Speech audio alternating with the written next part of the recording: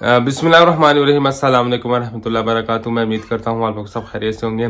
तो आज की जो वीडियो है, इस वीडियो के अंदर मैं आपको बताने जा रहा हूँ कि अगर लीगलाइजेशन की या वीज़ा की या पासपोर्ट की जो है वो अपॉइंटमेंट्स आपने अवेल करनी है तो वो आप कैसे करेंगे। इसका सिंपल सा तरीकाकार ये है कि आपने एम्बेसी में सीधी सी बात है ईमेल्स करनी है और ईमेल्स के थ्रू ही आपको अपॉइंटमेंट मिलनी है। अब सबसे बड़ा हर्डल्स लोगों के लिए ये आता है कि भाई हम ईमेल्स वगैरह कर रहे हैं लेकिन एम्बेसी रिस्पॉन्स नहीं कर रही।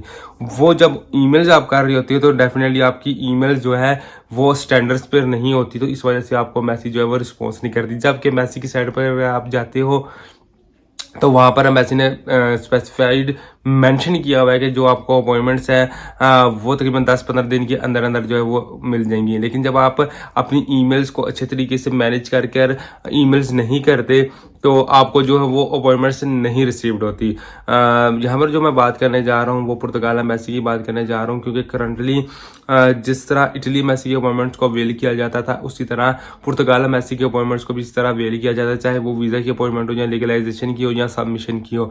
इन तीनों कैटेगरीज के लिए आपको जो है एम्बेसी को प्रॉपर तरीके से ऑफिशियली तरीके से एक्सपर्ट्स के थ्रू या एक्सपर्ट बनकर ईमेल्स करने पड़ते, फिर जाकर अपॉइंटमेंट्स आती हैं। यहाँ पर चाहे आपने वीज़ा सबमिशन करवानी हो या लीगलाइजेशन करवानी हो, शॉर्ट टर्म हो, लॉन्ग टर्म हो, वर्क वीज़ा हो, शॉर्ट टर्म वीज़ा हो, लॉन्ग टर्म वीज़ा हो, डी कैटेगरी का हो, सी कैटेगरी का हो, सभी के लिए आपको जो है वाया ईमेल्स ही आप उनसे रिक्वेस्ट करेंगे। उसके बाद it is up to embassy के वो आपको डायरेक्ट एम्बेसी में बुला लें या आउटसोर्स कंपनी में बुला लें। आउटसोर्स कंपनी जो होती है वो जारी है, जारी में जाकर आपकी सबमिशंस वगैरह होती हैं।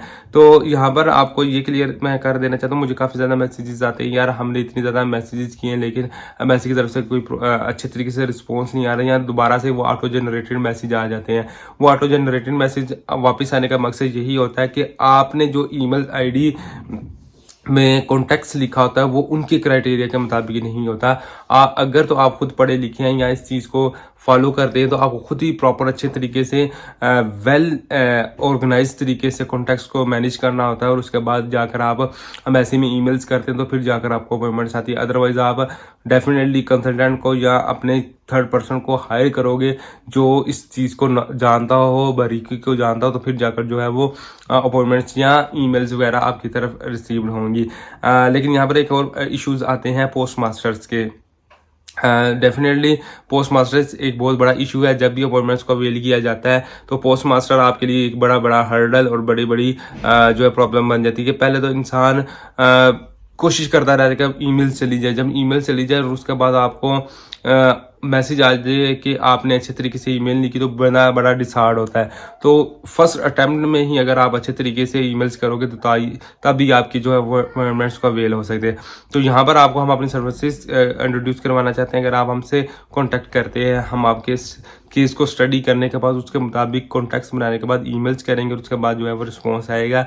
डेफिनेटली जो अपॉइंटमेंट्स हैं वो बिल्कुल फ्री ऑफ कॉस्ट ही आती हैं। बट अगर आप किसी को हायर करते हो तो डेफिनेटली उसने जो भी चार्जेस लेने हैं सर्विसेज प्रोवाइड करने के, तो वो उसका हक है, वो जितना मर्जी राइट है कि वो लें।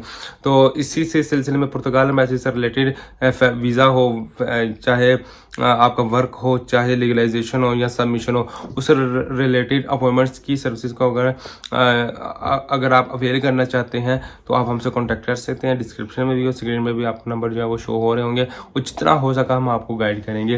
तो नेक्स्ट वीडियो तक के लिए अपना ख्याल रखिएगा, चैनल को प्यार दिखाइएगा। अल्लाह हाफिज़।